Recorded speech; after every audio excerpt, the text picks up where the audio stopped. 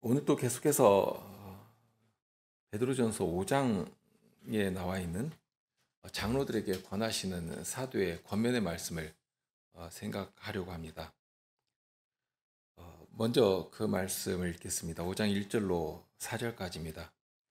너희 중 장로들에게 권하노니 나는 함께 장로된 자요 그리스도의 고난의 증인이요 나타날 영광에 참여할 자로라.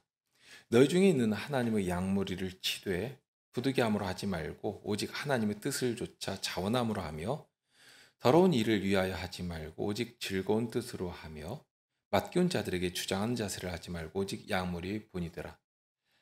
그리하면 목자장이 나타나실 때 시들지 아니하는 영광의 면류관을 얻으리라. 이 말씀에는 장로가 가져야 할 정말 중요하고 기본적인 태도, 그러니까 어떤 구체적인 자격 요건을 이렇게 말씀하기보다는 기본적으로 가지고 있어야 할 중요한 어떤 태도에 관한 부분, 기본적으로 갖춰야 할 어떤 정서에 관한 부분, 이것이 무엇인지를 살피도록 하십니다. 다른 조건들이 있을 수 있습니다. 디모데전서 3장에 보면 조금은 구체적으로 적용할 만한 말씀들이 거기에 쭉 나오는데요. 그것과 비교할 때에 이 베드로전서의 말씀은 그와는 조금 다른 관점, 그러니까 구체적인 자격 요건들에 대해서 이렇게 살펴가기 전에 그 전체를 아우를 만한 중요한 어떤 태도에 관한 문제, 이런 것들을 점검하며 살피도록 하십니다. 사도행전 20장 28절에 보면 바울 사도가 이 장로가 어떤 자냐 하는 것에 대해 알려주신 말씀이 있습니다. 거기에 보면 장로를 무엇 때문에 교회에 세우셨는가 하는 아주 중요한 이유를 알려주시는데요. 너희는 자기를 위하여 또는 온 양떼를 위하여 삼가라. 성신이 저들 가운데 너희로 감독자를 삼고 하나님이 자기 피로 사신 교회를 치게 하셨느니라. 지금 이 바울 사도가 전도 여행을 다 마치고 이제 마지막 예루살렘을 향해서 가실 때에 지금 하신 말씀인데요. 마치 유언처럼 하신 말씀이기도 합니다. 그런데 여기 장로를 향해서 너희가 무엇을 하는 자냐, 어떤 자들이냐 하는 것을 알려주십니다. 우선 너희를 감독자라, 감독자로 삼으셨다고 합니다. 그럼 누가 감독자로 세우신 것인가? 교회 주인이신 우리 주님께서 그렇게 하셨다 하고 알려주십니다. 그러면 그런 주님께서 세우신 양무리를 위해서 세우신 감독자가 해야 할 아주 중요한 사명, 정말 으뜸되는 사명이 무엇이냐 할 때 여기 교회를 치는 일을 해야 한다 하고 알려주십니다. 치는 일을 해야 합니다. 여기 친다고 하는 말이 우리에게는 생소하지만 목양을 주업으로 삼고 살아가는 유대인들에게는 정말 피부로 느낄 만큼 정말 가깝고 실감나는 표현이기도 합니다. 주위 많은 사람들이, 그리고 사실 자기들도 본업으로 살아갈 수도 있으니까 양들을 기릅니다.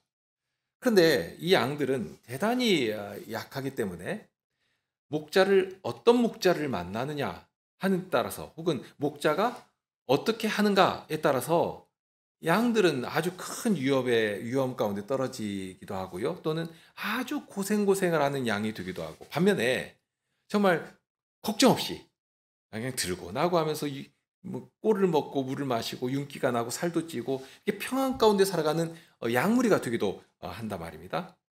양들은 아주 유약하기 때문에 어디로 가야 물이 있는지 꼴이 있는지 뭐 이런 것도 모르기 때문에 그저 목자가 이렇게 이끄는 대로 갈 수밖에 없고, 그러니 이 목자가 얼마나 중요한지, 목자의 인도가 얼마나 절실한지를 이 말씀을 듣는 사람들은 다 아는 것입니다.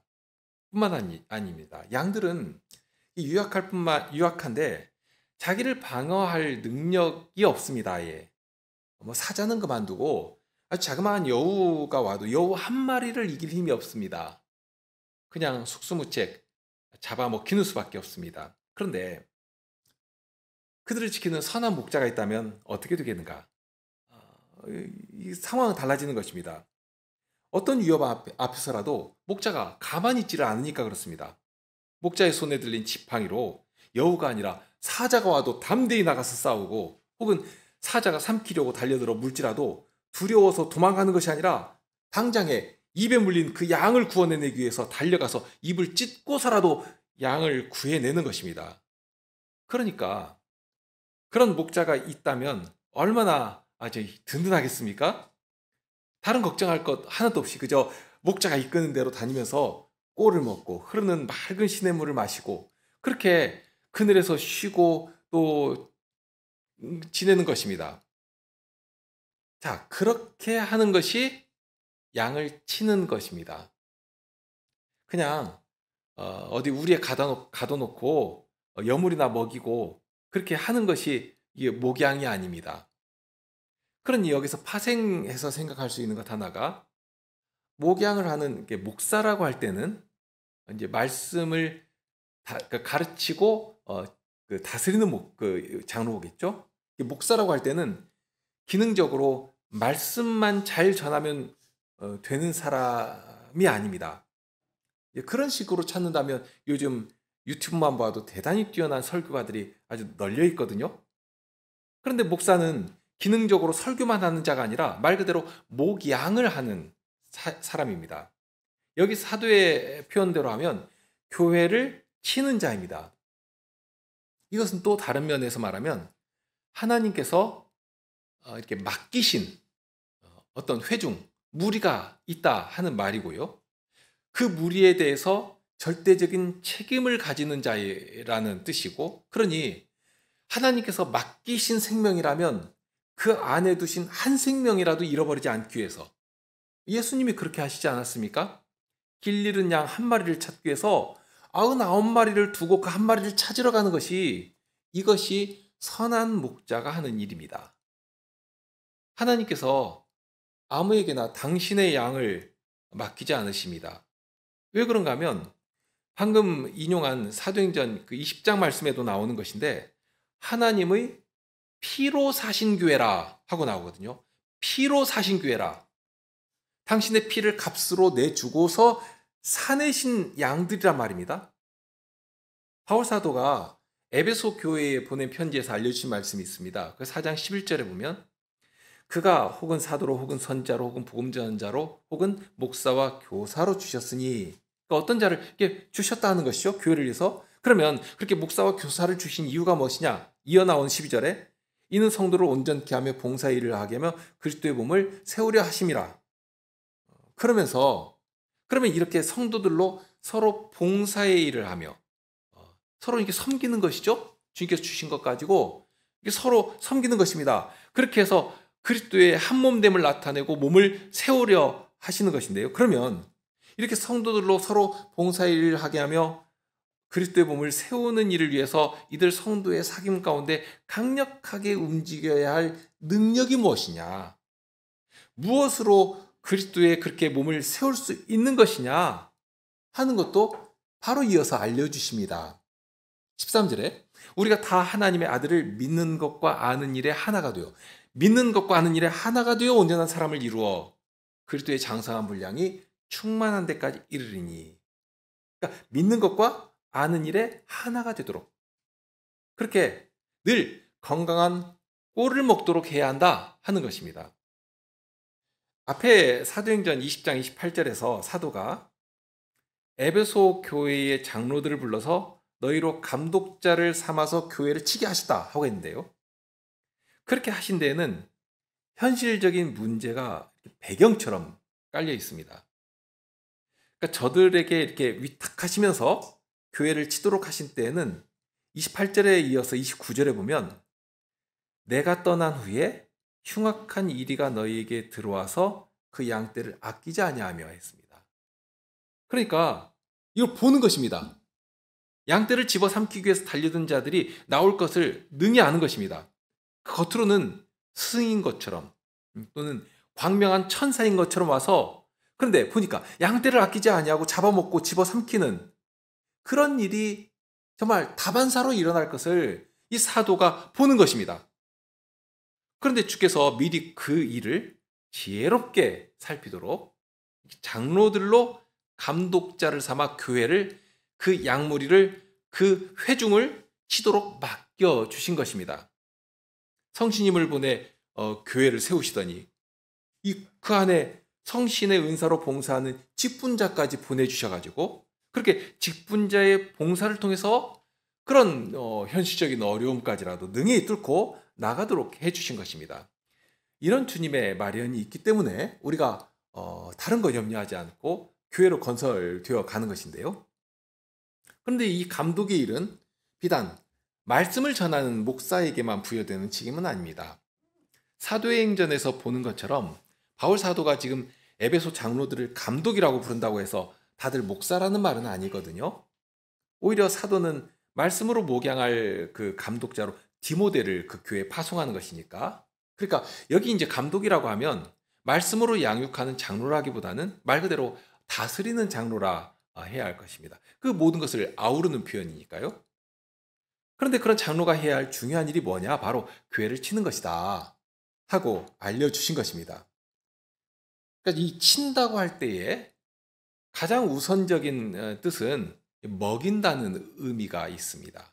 뿐만 아니라 먹이만 공급하면 되는 것이 아니라 이 먹이를 잘 먹는지 혹은 잘 못 먹으면 왜 못 먹는지 이 양식이 잘못된 것인지 아니면 먹는 이 양이 탈이 난 것인지 또는 혹시라도 잘못된 것을 먹는 일은 없는지 이런 것들을 살피는 것입니다. 아무 것이나 먹으면 안 되잖아요. 제대로 된 음식을 먹어야 하니까 이런 것들까지 종합적으로 살피는 일을 하는 것입니다. 그러니 우선은 그렇게 양들을 꼴이 좋은 동산으로 맑은 물이 흐르는 시내로 이렇게 인도하고 여기 이 꼴을 먹으면 된다. 이 물을 마시면 된다. 하고 이렇게 일러주고 그런 일을 하는 것입니다. 그래서 친다고 할 때에는 거기 담긴 중요한 임무 중에 하나가 이렇게 악한 자 또는 거짓된 자가 와서 혹시라도 그릇된 꼴을 주면서 양을 해치는 일은 없는지 그것을 주의하고 살피고 그래서 이 양무리를 보호하는 책임이 있다 하는 말이기도 합니다. 그러니까 무조건 맹종적으로 따라가는 것이 아니라 살피는 일을 해야 합니다. 요한복음 10장 12절에 예수님께서 하신 말씀이 있는데요. 싹꾼은 목자도 아니요 양도 제 양이 아니라 이리가 오는 것을 보면 양을 버리고 달아나니 이리가 양을 늑탈하고 또 해치느니라. 예수님께서 벌써 이런 자들을 지금 보시는 것입니다. 주님께서 탁 이렇게 맡기지도 않으셨는데 양을 자기 사육을 위한 도구로 생각하고서는 잡아먹기 위해서 자기 배부르기 위해서 그렇게 양을 치는 그러니까 목자인 척하면서 하는 사람도 있다는 것입니다. 그런데 우리 예수님은 어떤 분이신가? 그 다음 15절에 이어서 이런 말씀을 하시는데 나는 양을 위하여 목숨을 버리노라. 당신의 양을 위해서 목숨을 버리실 정도로 그런데 예수님은 정말로 목숨을 버리셨지 않습니까? 당신의 목숨을 버리시면서 구원해내신 이 양무리를 그렇게 제자들에게 이렇게 맡기시면서 내 양을 쳐라 하고 명하신 것입니다. 사도행전 20장에 알려주신 것처럼 정말 피로 값주고 사신 생명을 교회로 불러 모으시고 당신의 손길을 누리며 살도록 이 감독에게 맡기신 것인데요. 그러니까 이것은 상징적인 표현도 아니고 어떤 문학적인 표현도 아닙니다. 정말로 그렇게 당신의 피로 값을 다 치르고서는 구원해내시고 한 교회로 불러주신 것이니까 그렇게 주님께서 친히 생명을 주시면서 구원해내신 그런 형제요 그런 자매라면 그러면 그런 성도를 어떤 태도로 바라봐야 하겠는가? 어떤 마음 자세를 가지고 대해야 하겠는가? 이것은 비단 감독자에게만 해당되는 말씀은 아니지 않습니까? 누구라도 내 곁에 있는 형제를 그렇게 대해야 그런 마음을 가지고 그런 심정으로 대해야 마땅하겠다 하는 말씀입니다. 고린도전서에 보면 우상의 제물로 드려지는 고기를 먹을 수 있는가 없는가 하는 문제가 교회에 대두되어 가지고 그 일을 가르치면서 하신 말씀이 나옵니다.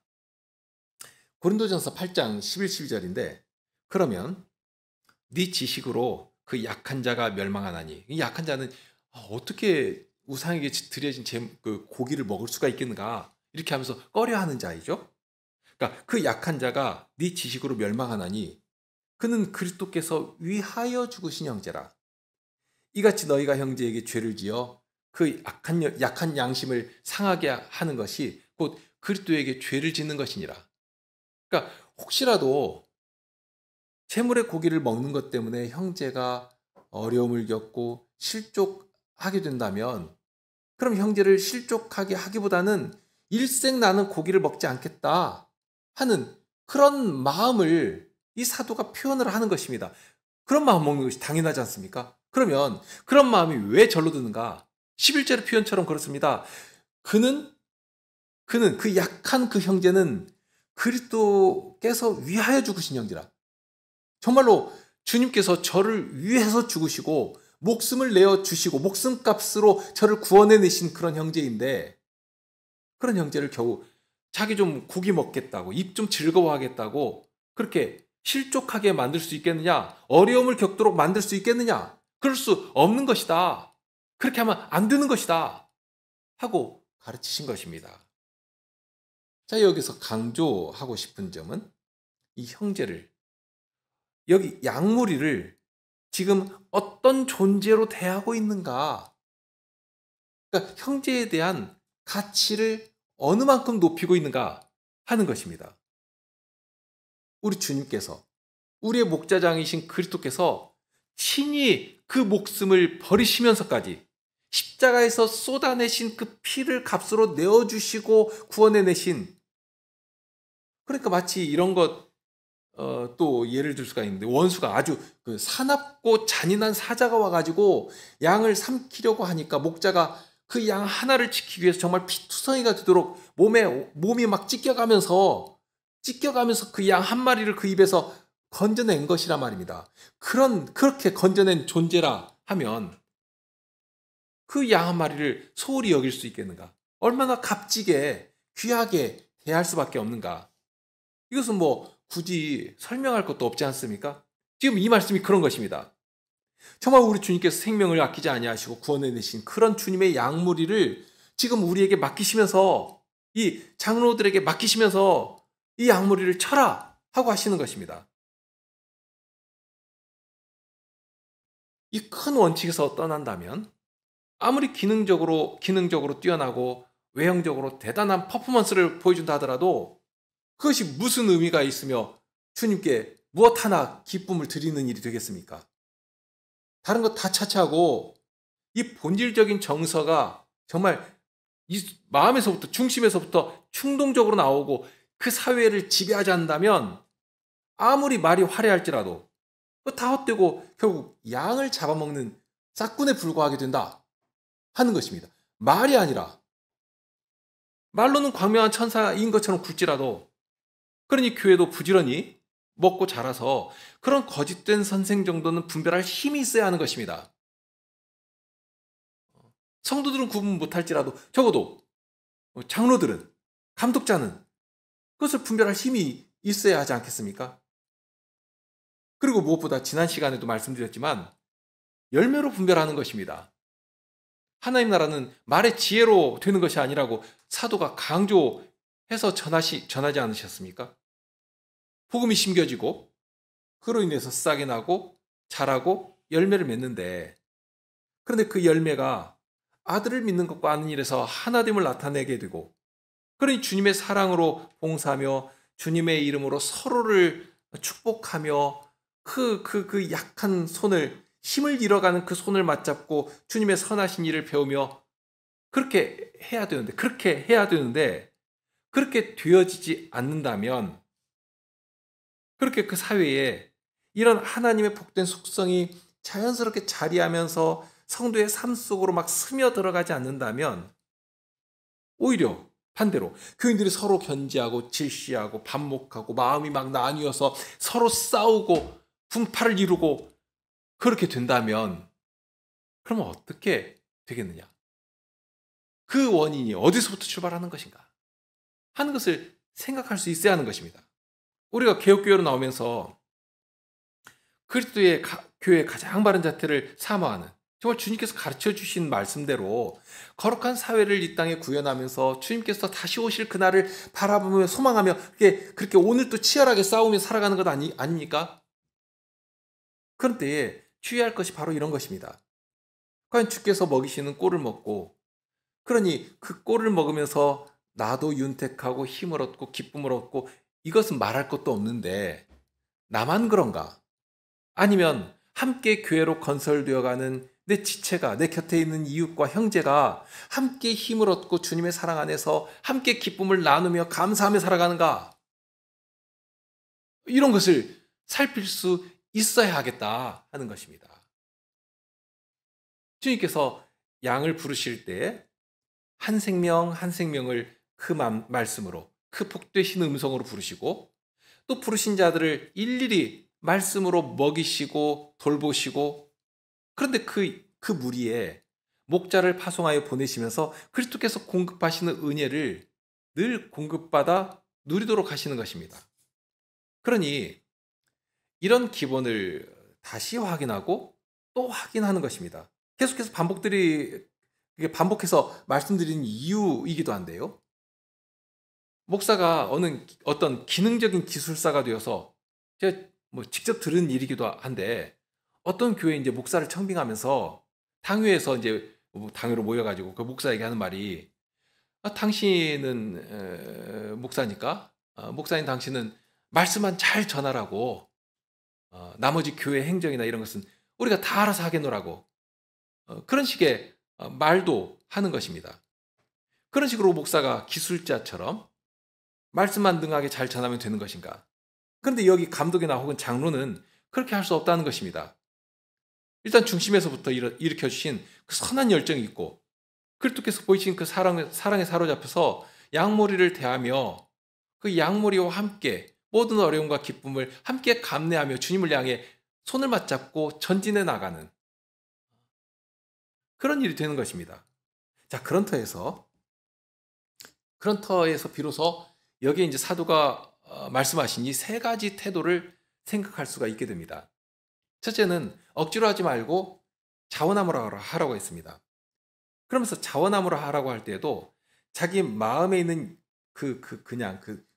나름대로 설명하면 순수한 열정을 있다고 할지라도 그런 열정 가지고 하려는 그런 생각을 하지 못하도록 제한시켜 버리는데, 하나님의 뜻을 따라입니다. 하나님의 뜻을 따라 자원함으로 하라고 하십니다. 여기 하나님의 뜻이라고 할 때에 굳이 다른 말씀 찾을 것이 없습니다. 예수님께서 하신 말씀이 있는데, 이와 같이 이 소자 중에 하나라도 이뤄지는 것은 하늘에 계신 너희 아버지의 뜻이 아니니라. 그렇죠? 하나라도 이뤄지지 않는 것.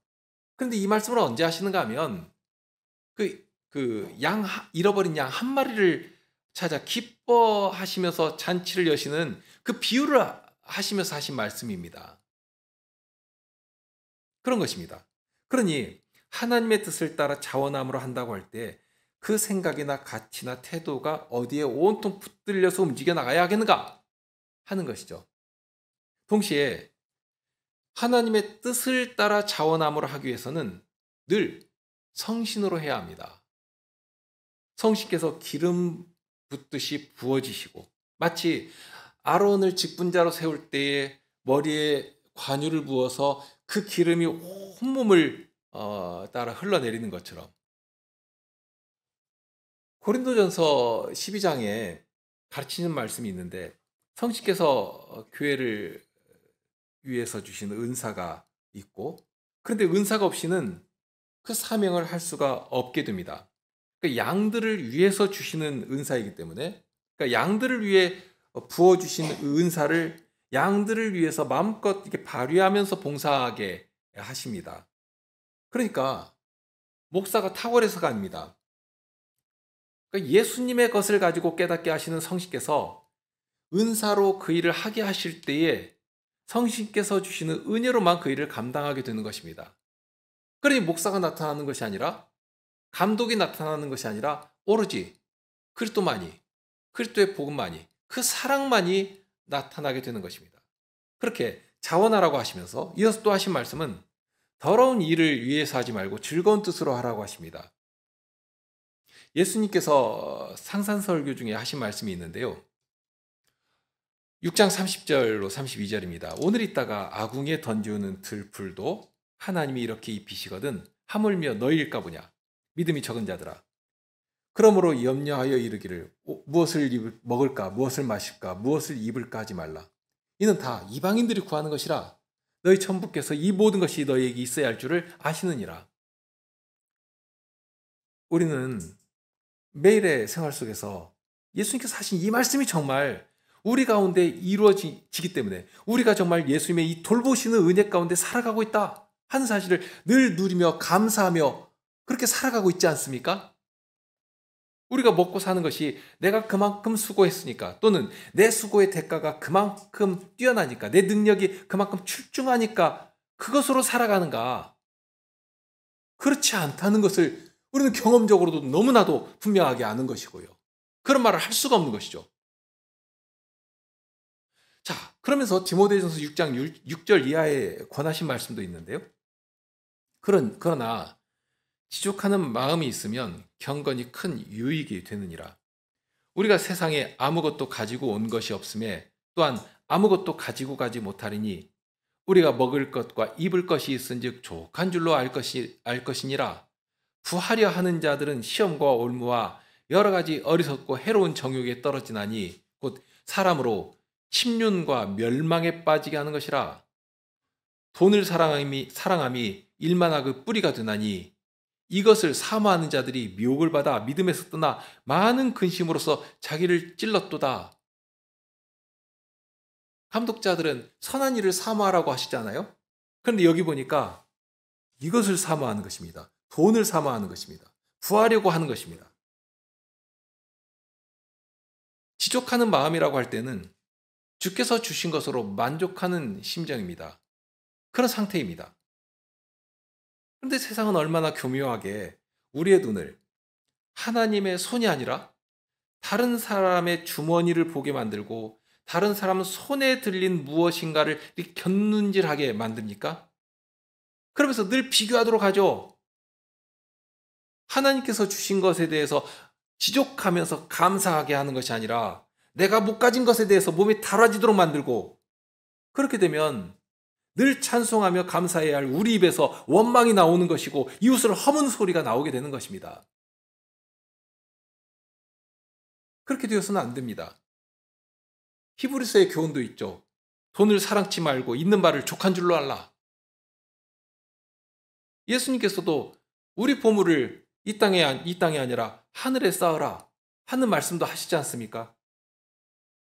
이런 분명한 신앙 고백 가운데 살아가는 우리들인데 하물며 장로라면, 감독이라면 더더욱 그래야 마땅하지 않겠는가 말입니다. 뭐 더 자세히 할 것도 없습니다. 하나님께서 무엇을 주셨다면 왜 주셨는가를 분명하게 알아야 합니다. 하다못해 건강까지라도 주님 나라의 영광된 일을, 주님의 그 선하신 사랑의 봉사를 내 곁에 있는 지체를 향해 나타내도록 주신 것이다 하는 것을 분명히 알고 그 자리에 자신을 드려야 하는 것이고요. 그러니 돈을 주시든 사회적 지위를 주시든 무엇을 주셨다면 무엇 때문에 이것 주신 것인가, 그것을 생각하고 살피고 필요를 구하고 그렇게 감사함으로 받고 기쁨으로 헌신하며 살아가게 되는 것인데, 그런데 그것을 주신 하나님이 아니라 우리 손에 들려주신 그것, 재물, 권세, 지위, 이런 것 자체에 마음이 빼앗겨버리고 그것 자랑하면서 그것을 이용해서 자기가 중심되는 세상을 만들려고 하는, 그럼 그렇게 되면 어떻게 되겠는가? 심지어는 목사에게는 참 유혹되는 것이 이 회중이라고 하는 것. 주님께서 맡겨주신 이 양물이라고 하는 이 대상이 있지 않습니까? 그조차도 바로 이런 것이 될 수 있다는 것이죠. 그렇게 되면 그 손에 들린 그것 더 많이 거머쥐려고, 더 부하게 되려고, 더 크게 만들려고 더러운 방식으로 이득을 추구해 나갈 수밖에 없는 것입니다. 하나님께서 그 주님 나라의 선하고 복된 일을 위해서 사용하라고 주신 것인데, 그것을 인생의 가치와 행복을 위해서 추구해 나가면 순간 더러운 이익을 위해서 자신에게 주신 그 직분의 권위나 양들을 치도록 주신 권세나 이런 것까지라도 악하게 사용한 일이 발생하는 것입니다. 그러니까 처음부터 그렇다 하기보다는 정말 중간에 변질되는 일이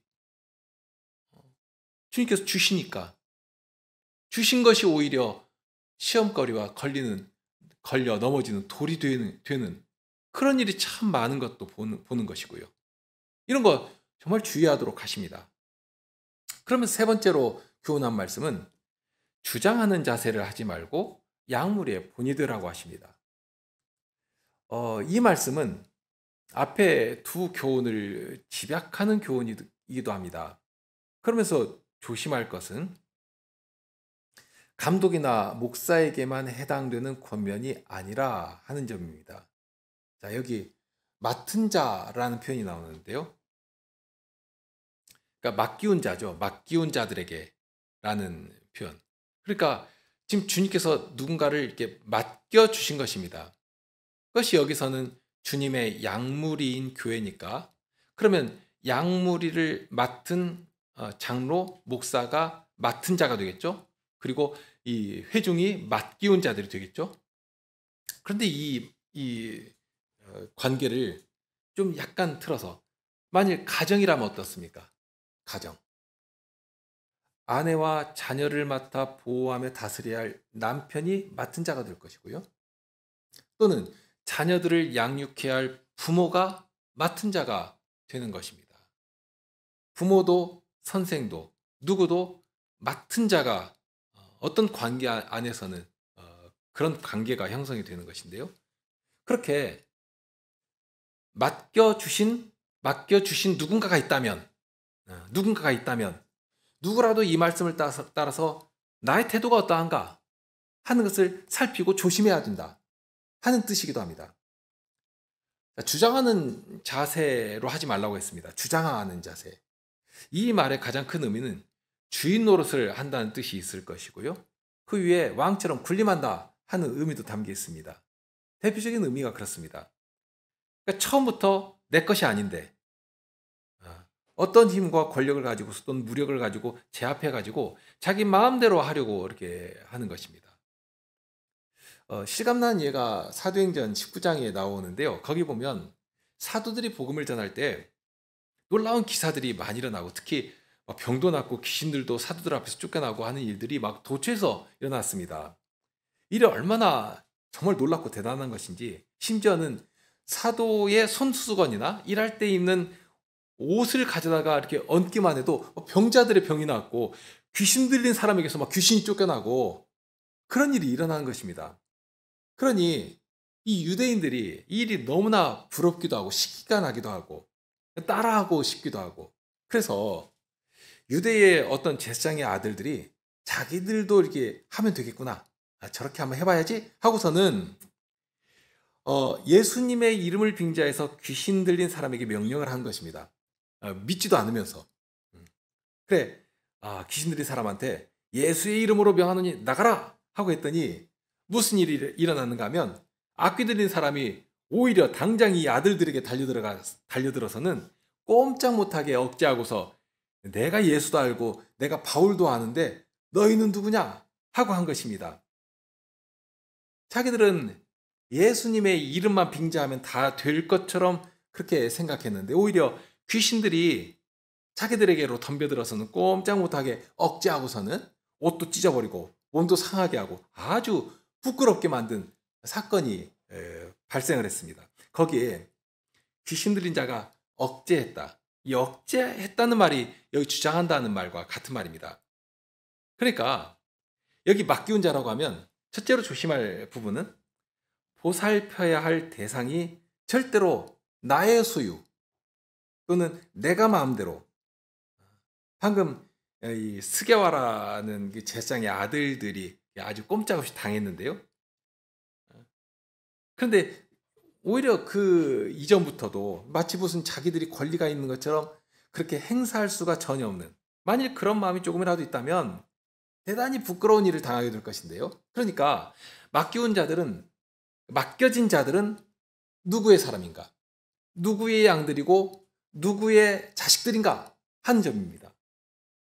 하나님께서 맡겨주신 자라. 앞에서부터 정말 강조해서 말씀드린 것처럼 주께서 피로 값주고 사신 생명이라 하는 이 사실이 절대적으로 서 있다는 것입니다. 그러면서 주장한다고 하는 것은 강제적으로 만들어가는 것입니다. 그러니까 내가 가진 권한을 넘어서서 무엇인가를 이렇게 과도하게 사용하려고 하는 그런 것을 말합니다.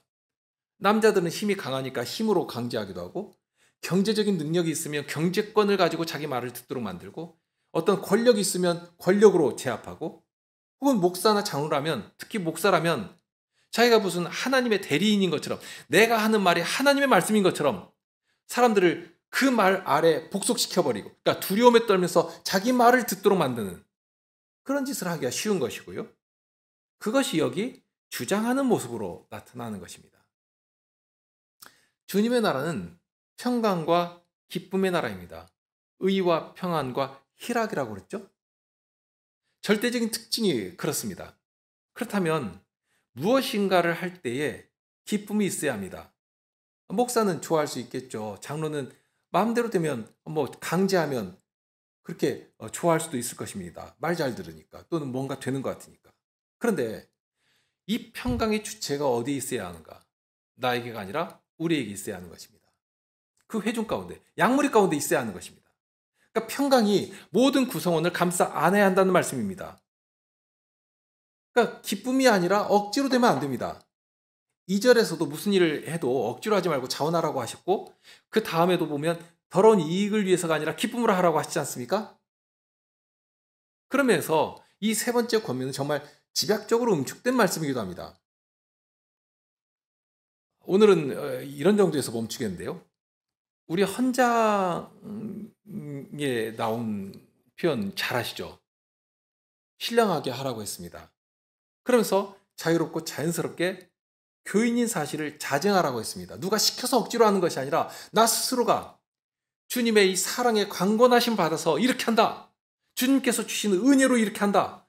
하는 그 사실을 자증하도록 하는 것입니다. 그게 교회입니다. 하나님 나라가 그런 것이죠. 그러니까 양무리의 본이 된다고 하는 이 표현에 앞서서 과연 맡겨진 자들에게, 맡기운 자들에게서, 그러니까 내가 아니라 맡겨진 자들에게서 그런 아름다운 능력이 나오는 것인가? 그 능력이 나오도록 이끄는 것인가? 또 그렇게 본이 되면서 가르치고 있는 것인가? 하는 것을 잘 살펴야 할 것입니다. 기도할 때에도, 찬송할 때에도, 무엇인가를 교훈할 때에도 내 마음에서부터 움직이는 이 복되고 아름다운 정서가 자연스럽게 흘러가며 우리 주변을 적셔가고 물들여갈 수 있도록, 하나님의 나라는 성신 안에서 의와 평강과 기쁨이라고 하신 대로 그런 사실을 누리며 감사할 수 있도록 주님의 은혜를 늘 구하시기 바랍니다. 그 일을 위해서 주님께서는 이렇게 장로와 감독자, 어떤 권세도 주시고 권좌를 세우기도 하시고 은사로서 봉사하기도 하신 것이고요. 그런 일이 우리 교회 안에서 아름다운 관계로 이루어지기를 소망하게 됩니다. 그 일을 늘 구하시기 바랍니다. 우리 함께 찬송하실까요? 시편 찬송 79편입니다.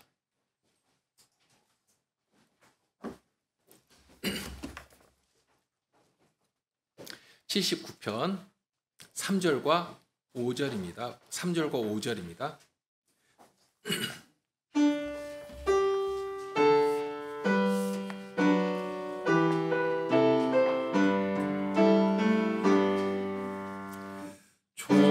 조상의 죄를 기억지 마소서. 주님의 자비 속히 내려주사 우리가 모두 맛보게 하소서. 우리는 점점 사그라집니다. 구원의 하나님 주 영광 위하여 우리를 도우소서. 주 이름 위하여 구원해 주시고 제사하소서. 이웃 나라가 주를 모욕하니 일곱 배로서 갚아주옵소서. 우리는 모두 주의 백성이며 그 초장에서 기르시는 양떼 감사를 드리며 늘 찬송하리라. 주님의 큰 영광과 영예를 전하리. 자손들 대대로 영원히 전하리라.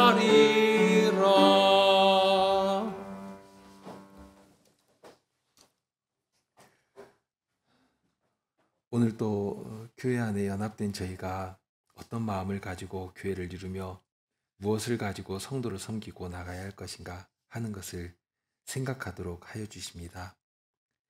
자칫 사람의 방식을 따라 또는 그릇된 많은 사람들이 추구하는 그런 것들을 붙들고 기교를 부리고 자신의 능력을 자랑하려고 하는 그런 유혹을 늘 받기가 쉬운 저희들인데, 그런 일에 대해서 늘 주의하게 하시고 항상 주님께서 저희 안에 일으키신 이 선한 소망과 지혜를 가지고 자원하면서 그런 열정이 곁에 있는 지체를 섬기며 세우며 함께 주님의 다스리심을 맛보며 감사하며 그런 교회로, 그렇게 교회를 건설해가는 저희가 되게 하여 주옵소서. 우리 주님 예수 그리스도 이름으로 기도드립니다. 아멘.